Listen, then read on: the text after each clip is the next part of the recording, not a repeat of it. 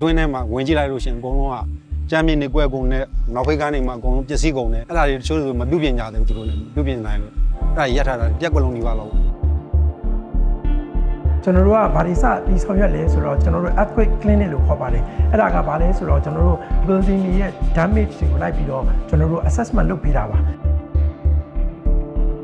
building assessment လုပ်တဲ့အခါမှာအဆင့်3ဆင့်အနေနဲ့ကျွန်တော်တို့ရေဘူးအပြင်သတ်မှတ်တာပေါ့နော်ပထမတစ်ဆင့်ကတော့အပြာရောင်ဆင့်ပေါ့အပြာရောင်ဆင့်ကတော့နည်းနည်းလေးပြင်ဆင်ပြီးတော့ပြန်ပြီးနေလို့ရတယ်ဆိုတာပေါ့နေမောင်ဆင့်ကတော့ကျွန်တော်တို့သတိထားပြီးတော့နေရမှာပေါ့နော်နည်းနည်းကန့်သက်ထားတဲ့အခြေအနေတစ်ခုနေထိုင်မှုရာအတွက်